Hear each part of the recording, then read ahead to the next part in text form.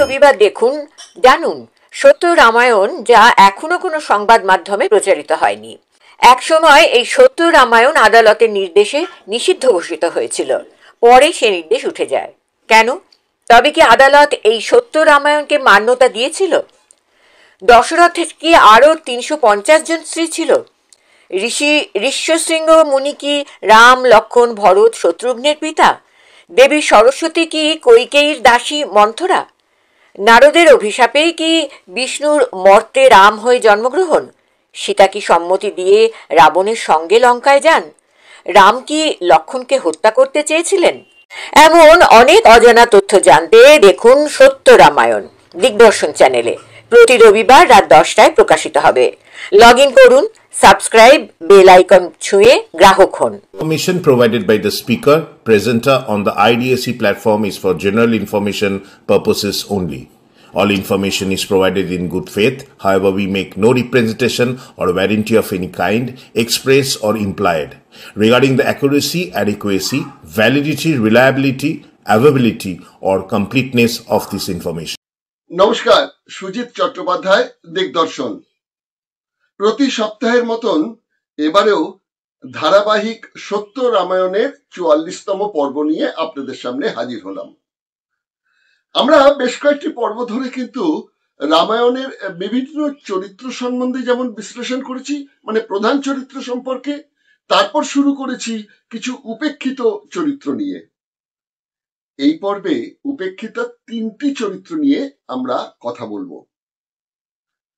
কৌশল্যা, সুমিত্রা অর্থাৎ রাজা দশরথের 2 রানী এবং দশরথের কন্যা শান্তাকে নিয়ে। যদিও বাল্মীকি রামায়ণে শান্তাকে দশরথের কন্যা বলা হয়নি, বলা হয়েছে অঙ্গরাজ রোমপাদ ও তার স্ত্রী বর্ষিণীর নাকি কন্যা ছিলেন এই শান্তা। বর্ষিণী কে ছিলেন? বর্ষিণী ছিলেন কৌশল্যার ছোট বোন, তার কন্যা ছিলেন শান্তা।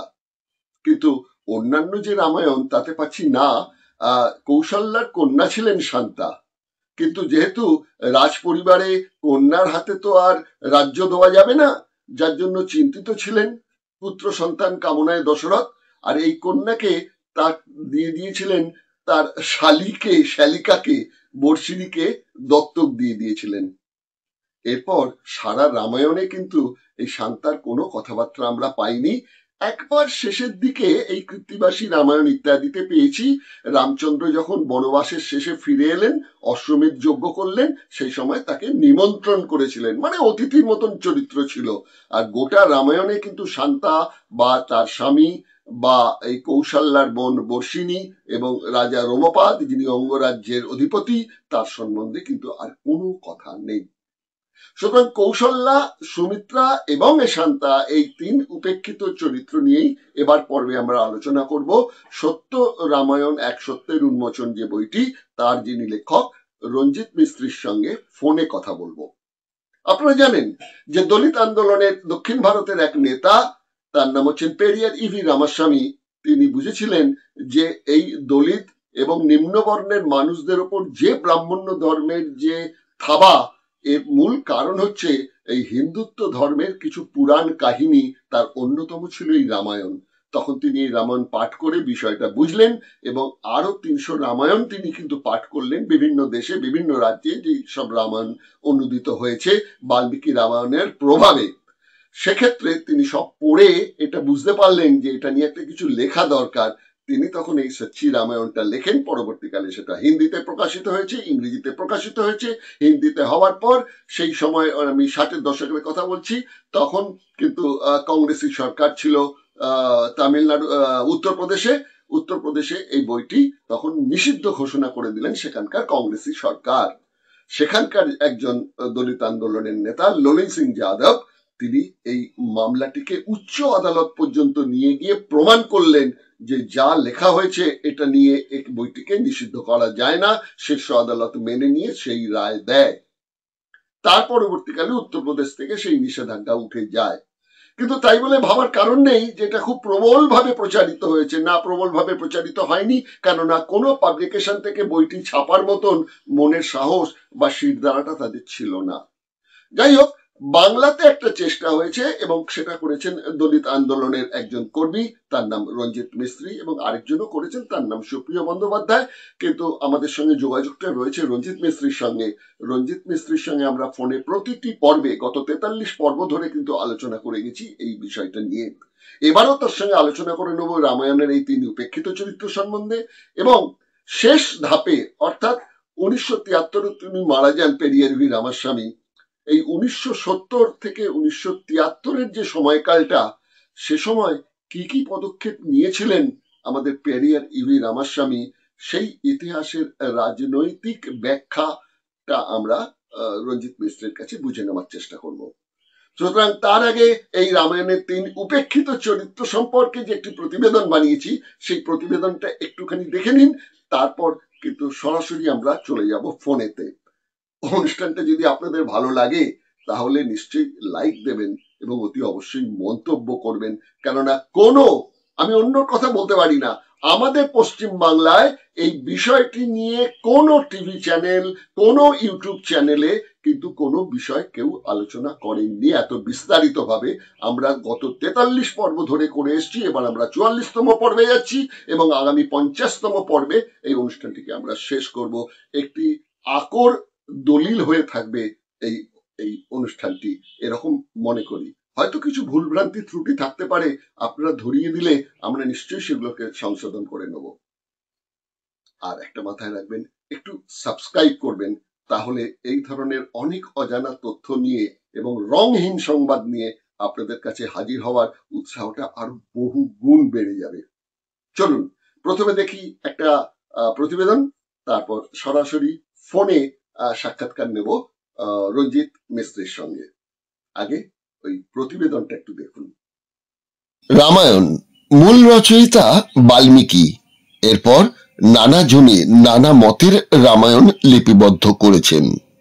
রামায়ণের মূল 4 চরিত্র রাম, লক্ষ্মণ, সীতা এবং ভিলেন রাবণ। কৌশল্যা রামায়ণের অন্যতম উপেক্ষিত চরিত্র, রামের মা।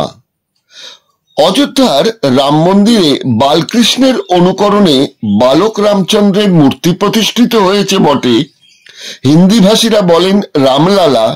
সেখানে বালক রামের সঙ্গে কৌশল্যা কিন্তু স্থান পাননি। বলা হয় দশরথ ছিলেন নিঃসন্তান, অন্তত বাল্মীকি তাই লিখেছেন, কিন্তু অন্যান্য রামায়ণে বলা হয়েছে রামচন্দ্রের এক দিদি ছিল শান্তা।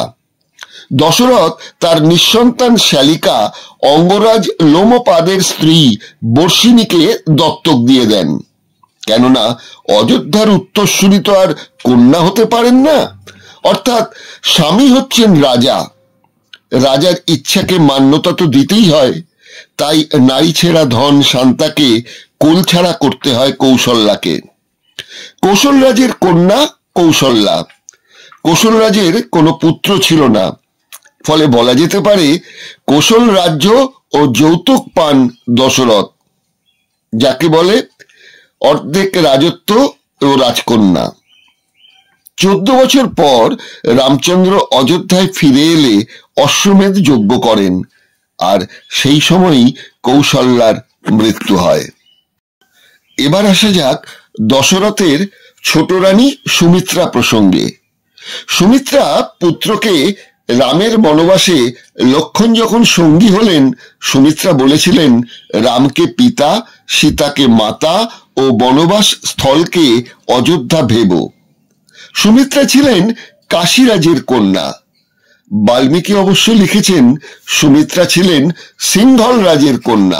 কৌশল্যা ও কৈকেয়ীর পুত্র না হওয়ায় দশরথ তৃতীয় বিবাহ করেন সুমিত্রাকে। অর্থাৎ সে যুগেও সন্তান কামনায় ব্যর্থ হলে দায়বর্তা তো স্ত্রীর। কিন্তু রামায়ণের কাহিনীতে এটাই প্রমাণিত, ঋষি ঋষ্যসিংহ মুনির ঔরসেই দশরথের 3 রানী গর্ভবতী হন। অর্থাৎ সমস্যাটা রানীদের নয়, সন্তান উৎপাদনের অক্ষমতা ছিল রাজা দশরথেরই। প্রশ্ন ওঠে, কৌশল্যা ও কৈকেয়ী যখন এক সন্তানের মা হলেন, সুমিত্রার কেন যমজ সন্তান লক্ষ্মণ ও শত্রুঘ্ন?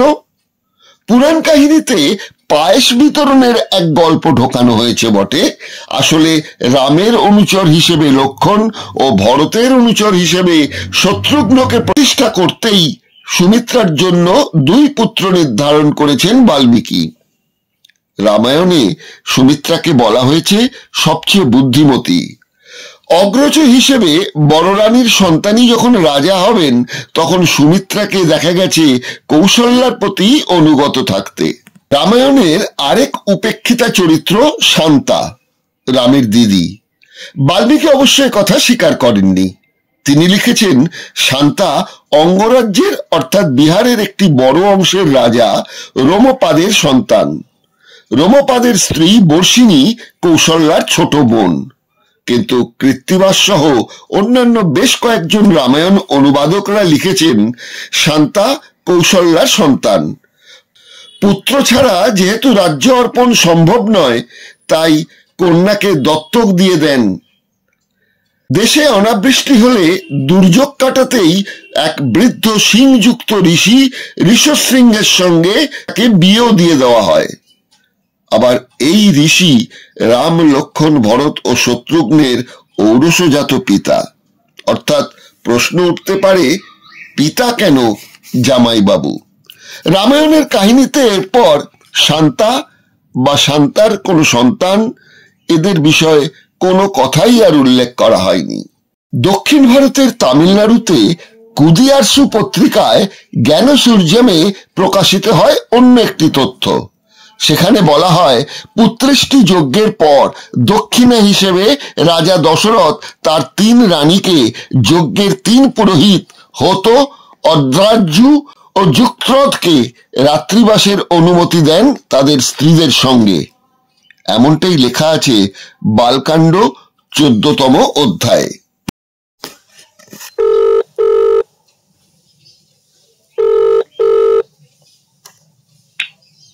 হ্যালো হ্যালো, হ্যাঁ নমস্কার। নমস্কার নমস্কার রঞ্জিত বাবু। আমরা সত্য রামায়ণের 44তম পর্ব নিয়ে একটু আলোচনা করব। ধন্যবাদ। ইতিমধ্যেই কিন্তু একটি ঘটনা ঘটেছে, সেটা হচ্ছে অযোধ্যার রাম মন্দিরে একটি ধ্বজা ওড়ালেন আমাদের প্রধানমন্ত্রী, তার সঙ্গে ছিলেন RSS এর মোহন ভাগবত, এবং তিনি বললেন যে এটা যে মানে জয় একটা, সেই মানে জয় সেলিব্রেট করলেন ওই পতাকা উড়িয়ে। তো ওই যে পতাকাটা ওড়ানো হলো সে পতাকাটা হচ্ছে দেখবেন ত্রিকোণ আকৃতির একটি পতাকা। আর সবচেয়ে মজার ব্যাপার, এই ত্রিকোণ আকৃতির ধ্বজা যেটাকে বলা হয়, এটি কিন্তু ওই বৌদ্ধ ধর্ম থেকেই নেওয়া। মানে যা যা টুকরি হয়েছে হিন্দু ধর্মে তার অন্যতম তো হচ্ছে এই ধ্বজা, যেটা পুরীর মন্দিরেও দেখতে পাওয়া যায়। তো যাই হোক, এই ধ্বজা নিয়ে আমরা পরবর্তী পর্বে একটু আলোচনা করব। এখন যে আমরা আলোচনা করছিলাম সেটা হচ্ছে কি রামায়ণের কিছু উপেক্ষিত চরিত্র নিয়ে। তার মধ্যে আজকের ছোট ছোট 3টি চরিত্র আমি আনতে চাইছি, কৌশল্যা, সুমিত্রা এবং শান্তা। কৌশল্যাকে বলা হয়েছে বড় রানী। তিনি কৌশল রাজের কন্যা ছিলেন। তার যখন সন্তান হচ্ছিল না, দশরথ আবার বিয়ে করলেন কইকেয়ী। তারও যখন সন্তান হচ্ছে না, তখন তিনি আবার বিয়ে করলেন সুমিত্রাকে, কারণ সেই সন্তান। তো তখনকার দিনে কেন, এখনকার দিনেও সন্তান না হলে সবার আগেই মেয়েদের দোষ দেওয়া হয়, কিন্তু পুরুষরাই সন্তানের ক্ষেত্রে প্রথম দায়ী থাকেন সন্তান হওয়া আর না হওয়া নিয়ে। সে বিজ্ঞান হয়তো তখন ছিল না, কিন্তু যদিও দাবি করেন হিন্দুত্ববাদীরা যে তখন নাকি আমাদের চিকিৎসা বিজ্ঞানও নাকি অনেক উন্নত ছিল, তাহলে কেন এগুলো ঘটেছে সে বিতর্কতেও যাব না। আমরা এই কৌশল্যা প্রসঙ্গেই চলে আসি। কৌশল্যা সম্পর্কে আপনার কি মতামত ব্যক্তিগত? দেখুন, কৌশল্যাকে যদি আপনি দেখতে চান, তো উনি হচ্ছেন রামের জনক। সেই হিসাবে রামের জনক থাকা সত্ত্বেও উনি কিন্তু রাজসভায় সেরকম মর্যাদা কখনই পাননি। কখনই সে এই মর্যাদা পায়নি, এবং দৃঢ়তার সঙ্গে সে অনেকবার এই নিয়ে দুঃখ প্রকাশ করেছে যে আমি রামের জননী হওয়া সত্ত্বেও রাজসভায় আমার মর্যাদা কিন্তু সেই হিসাবে কখনোই হয়নি। এবং যখন রাম বনবাসে চলে যান, তখন আমি বইতে উল্লেখ করেছিলাম যে বনবাসে যখন চলে যান তখন তিনি দুঃখ প্রকাশ করেছেন যে আমি তোমার জন্য অনেক দুঃখ সহ্য করেছি, অনেক কষ্ট সহ্য করেছি, আর তুমি বনবাসে চলে যাচ্ছ, জানি না এরপরে আমার সঙ্গে কি হবে তাও বলতে পারছি না। তো এই হচ্ছে তার একটা চরিত্র, সে সেইভাবে কোনদিন পায়নি, যেটা কইকেই পেয়েছে সেটা কিন্তু সে কখনোই পায়নি। এটা একমাত্র তার সবচেয়ে বড় দুঃখের বিষয়। বাল্মীকি রামায়ণে যদিও বিষয়টি উল্লেখ নেই, বাল্মীকি রামায়ণে বলা হয়েছে যে কৌশল্যার বোন বর্ষিণী, সেই বর্ষিণীর স্বামী হচ্ছে অঙ্গরাজ রোমপাদ, তাদেরই সন্তান হচ্ছে আমাদের কি বলে শান্তা। সে প্রসঙ্গে পরে আসছি। এবার আমরা চলে আসি সুমিত্রা প্রসঙ্গে। সুমিত্রা ছোট রানী।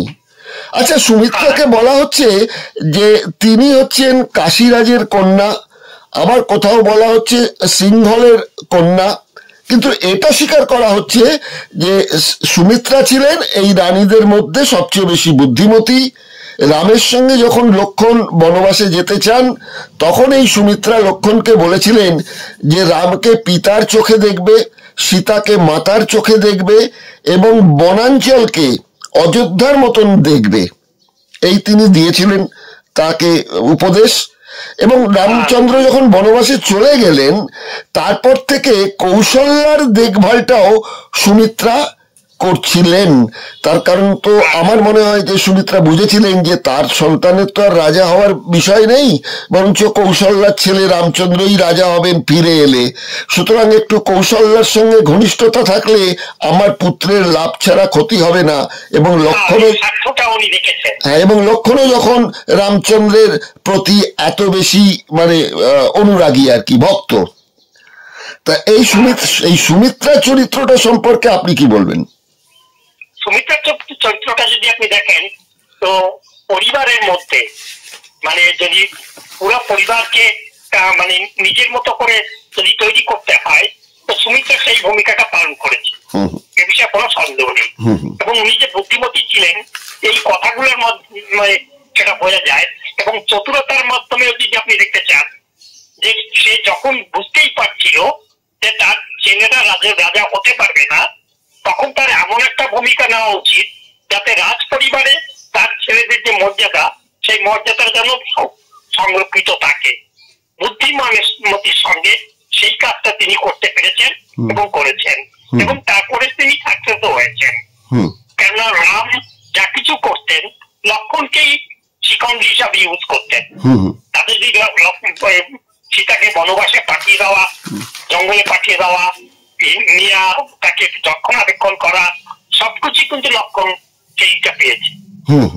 এবং এই কাজটার পিছনে কিন্তু সুমিত্রার বড় ভূমিকা রয়েছিল এবং সেটা তিনি করতে পেরেছেন। এবার তাহলে ফিরে আসি সেই প্রথমে যেটা আলোচনা করছিলাম শান্তা সম্পর্কে। বাল্মীকি বলছেন যে তিনি কৌশল্যার বোন বর্ষিণীর কন্যা ছিলেন। আবার এই আমাদের কৃত্তিবাস এবং অন্যান্য রামায়ণে বলা হচ্ছে না, দশরথেরই কন্যা ছিলেন, কিন্তু যেহেতু কন্যা তো আর রাজা হতে পারবেন না, যার জন্য সেই কন্যাকে নিজের কাছে না রেখে দত্তক দিয়ে দেওয়া হলো, সন্তানহীনা সেই তার মানে কৌশল্যার বোন বর্ষিণীকে দিয়ে দেওয়া হলো। তা আমার কাছে প্রশ্ন যেটা মনে জাগে সেটা হচ্ছে যে যদি পুত্র সন্তান না হয় সেটা তো আলাদা প্রশ্ন, কিন্তু তার জন্য আমাদের শান্তাকে নিজের কন্যাকে অন্যের হাতে তুলে দেওয়ার কি প্রয়োজনীয়তা ছিল? আপনি যদি পুরো পৌরাণিক ইতিহাস দেখেন তবে নারীদের নিয়ে এইভাবে যেমন সীতাকে ঈশ্বর থেকে জমির থেকে উদ্ধার করা হয়েছে, এটা কিন্তু আসল সত্য নয়। সত্য হচ্ছে এই ধরনের সন্তানরা যারা নারীরা জন্মগ্রহণ করেছে, মেয়ে জন্মগ্রহণ করেছে যখন পরিবারে, তখন তাকে নিয়ে এই ধরনের খেলা পৌরাণিক যুগে যত আপনি চরিত্র দেখুন, তাতে আপনি সীতা দেখুন, দুর্গা দেখুন, তারপরে এইদিকে যদি আপনি দ্রৌপদী দেখুন, সমস্ত নারীদের নিয়ে এই ক্যারিকেচারটা চলেছে এবং নারীদের যে অস্তিত্ববিহীন করে রাখা হয়েছে সেটাই এর একমাত্র প্রমাণ। আর আজ পর্যন্ত সেই ধারাবাহিকতা চলে এসছে। অর্থাৎ শান্তাকে নিয়ে ঠিক ঠিক সেইভাবেই নাম শান্তাকে ব্যবহার করা হয়েছে।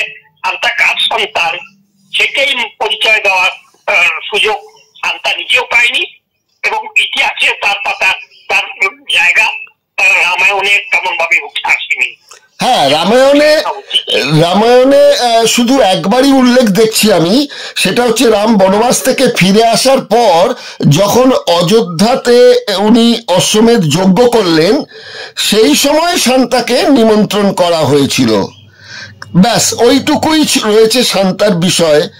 আর অনেক ইত্যাদি চরিত্র একটু স্থান পেলেও শান্তাকে কোনো মতেই কোনো জায়গায় আর কোনো স্থান দেওয়া হয়নি। যেহেতু বাল্মীকি বিস্তারিত লেখেননি, তাই জন্য বোধহয় কৃত্তিবাস বলুন বা তুলসীদাস বলুন আর বাকিরা আর বাকি ওটার মধ্যে কল্পনার রং চড়াতে চাননি, আমার মনে হয়েছে। আপনি কি বলবেন? তাই তো, সে রোমপদ অঙ্গরাজের পালিতা কন্যাও বলা হচ্ছে। হ্যাঁ, এক জায়গায় তাকে বলা হচ্ছে রোমপাদ সে অঙ্গরাজের পালিতা কন্যা। তো তাকে এইভাবে বাল্মীকি রামায়ণে তার কোনো স্থান সেভাবে নেই। কৃত্তিবাস আর বাকি কথা তো আপনি ছেড়েই দিন। তাই যাই হোক, মোটামুটি আমরা এই তিনটে চরিত্র নিয়ে একটু আলোচনা করে নিলাম। এরপর আমরা ফিরে আসছি আমাদের মূল বিষয়ে, যে সত্য রামায়ণ, যে বইটা আমাদের চোখ খুলে দিয়েছে। তিনি হচ্ছেন পেরিয়ার ইভি রামাস্বামী।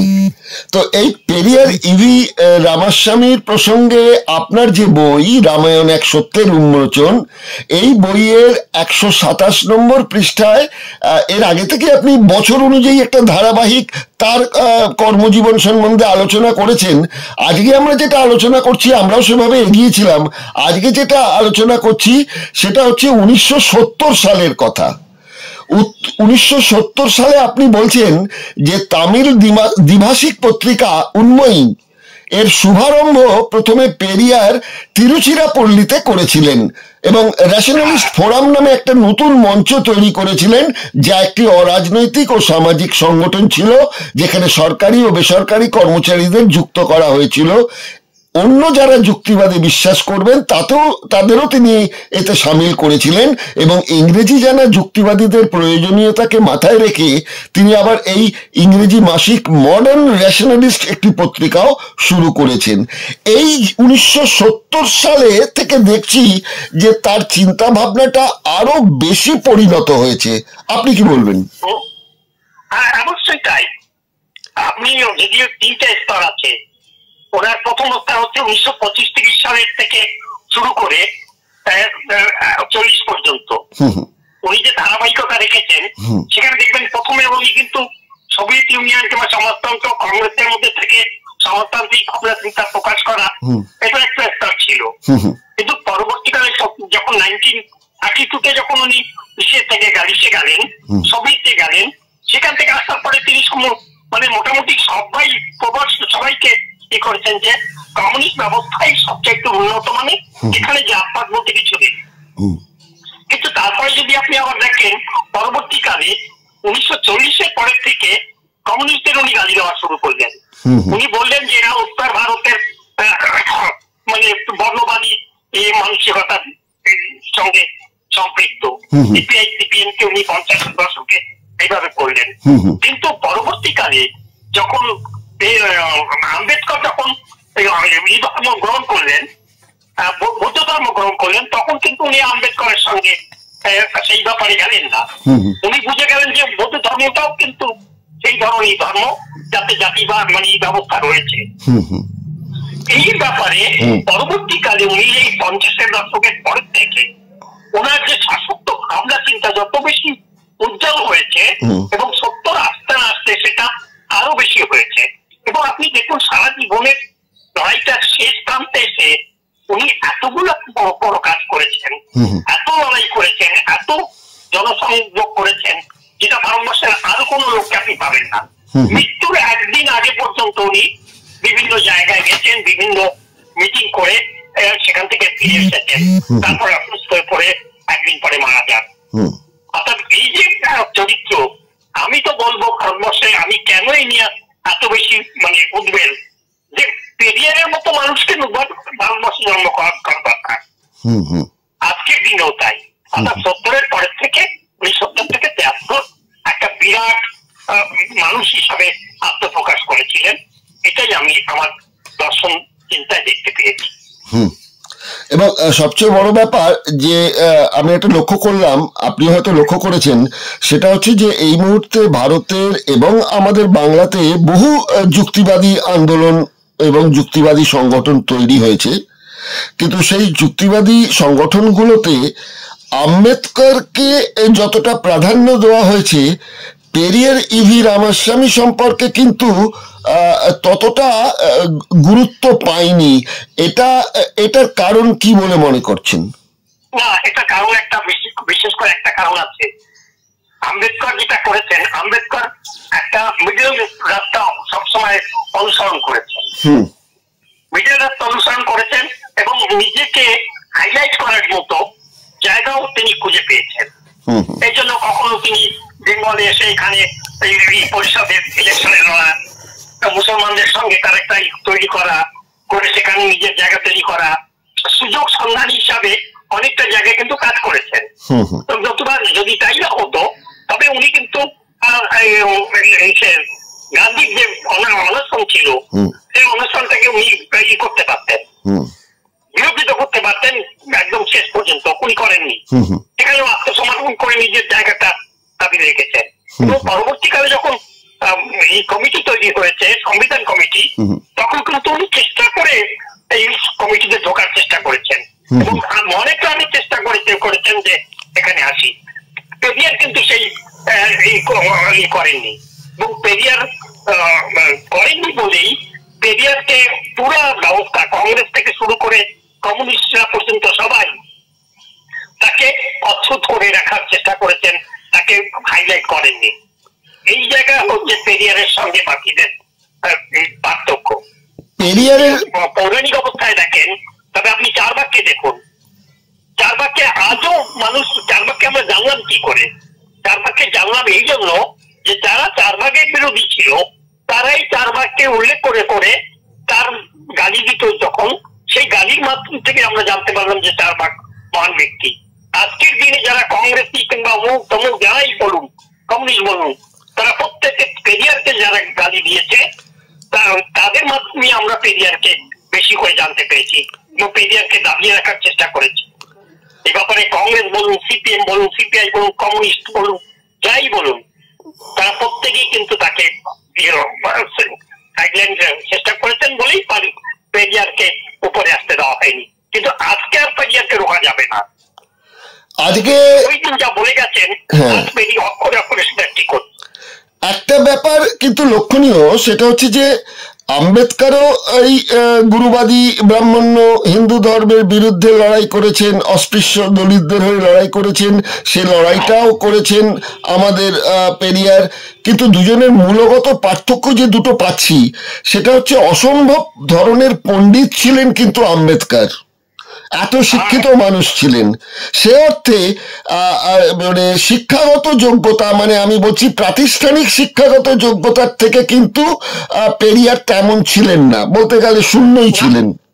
তা সত্ত্বেও আম্বেদকরের যে দূরদর্শিতা হওয়া উচিত ছিল একজন শিক্ষিত পণ্ডিত হিসেবে, সেই দূরদর্শিতার থেকে তো মনে হচ্ছে পেরিয়ার ওই তথাকথিত প্রাতিষ্ঠানিক শিক্ষিত না হয়েও যে দূরদর্শিতার পরিচয় উনি দিয়েছিলেন, অনেক আগে ভাগে বুঝতে পারছিলেন যে আমার পদক্ষেপ ভুল হয়ে যাচ্ছে, আমি গিয়ে আবার সেই ব্রাহ্মণ্যবাদী এবং হিন্দু ধর্মের উচ্চ বর্ণের বর্ণবাদী ব্যবস্থার যে ফাঁক, সেই ফাঁদেতে পা দিয়ে ফেলতে পারি, এই ধারণাটা তৈরি হয়ে তিনি আবার সরে এসছেন। কিন্তু আম্বেদকর সংবিধান তৈরি করা পর্যন্ত কিন্তু থেকে গেলেন ওই ব্রাহ্মণ্যবাদী উচ্চবর্ণদের সাথে। তারপর হঠাৎ তার মনে হলো, উনি রাজ্যসভায় দাঁড়িয়ে বললেন যে এই সংবিধান তো সেরকম ভাবে ব্যবহার হচ্ছে না, সুতরাং এই সংবিধান পুড়িয়ে দেওয়া উচিত। তাহলে এই দূরদর্শিতার জায়গা থেকে তো বলবো যে আম্বেদকরের থেকে পেরিয়ার অনেক বেশি এগিয়েছিলেন। হ্যাঁ, একটা জিনিস থেকে আপনি প্রমাণ পাবেন, 50-এর দশকের পর থেকে পেরিয়ার ডিপ্রেশনে চলে গেছে। না, আম্বেদকর মোটামুটি ডিপ্রেশনে চলে গেছে। তারপরে তার যে অবস্থা দাঁড়িয়েছে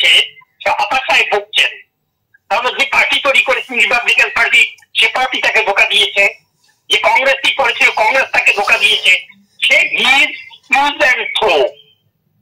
after 50 he was use and throw.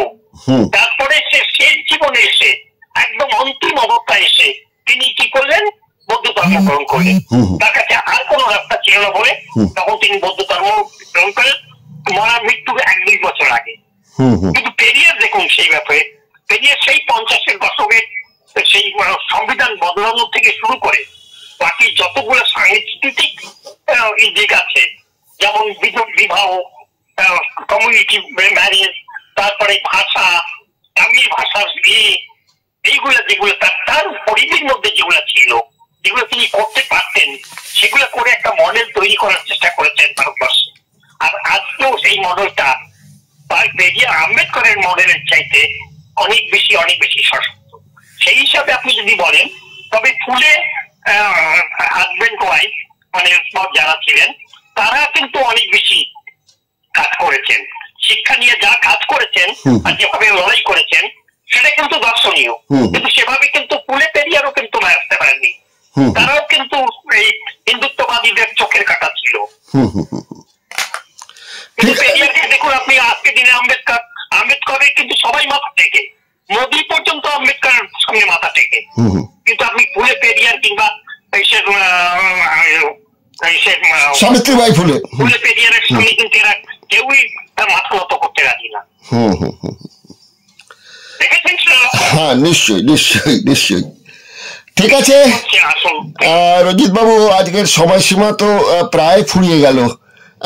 আগামী পর্বে আমরা 45 নম্বর পর্বে যাব, তখন আমরা আবার এইসব বিষয় নিয়ে একটুখানি আলোচনা করব, জানবো এবং দিগদর্শনের দর্শক বন্ধুদের কাছে এই বিষয়টি উপস্থাপন করব।